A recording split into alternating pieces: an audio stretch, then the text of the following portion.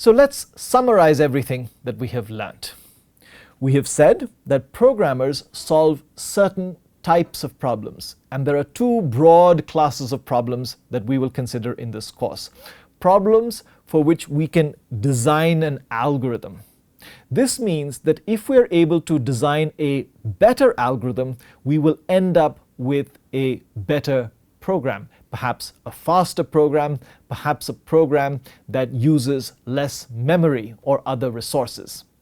We call this developing an algorithmic-centric solution that is better.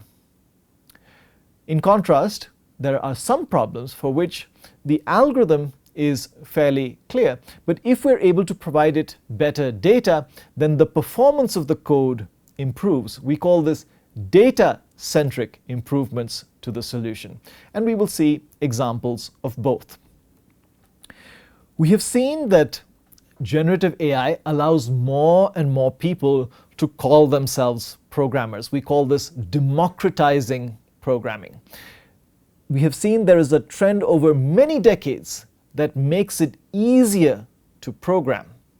And generative AI is just the latest in that trend. We have seen that generative AI tools can solve non-trivial problems, problems that you and I might have struggled to even come up with an algorithm for. But generative AI tools can solve some of these problems, and they're getting better at solving some of the harder problems. However, it's important to remember that there are legal concerns around the use of these tools.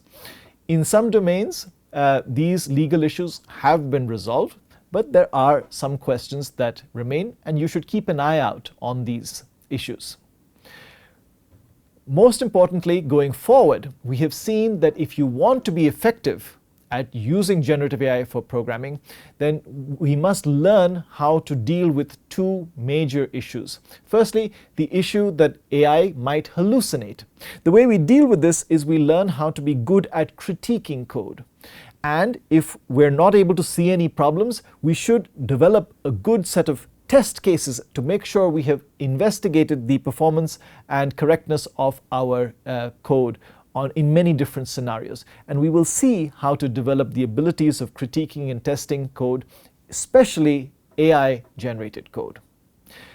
The second issue we have seen is that AI can make assumptions. And here, as we have said, we humans must develop the ability of asking clarifying questions. And not just any old clarifying questions, good clarifying questions.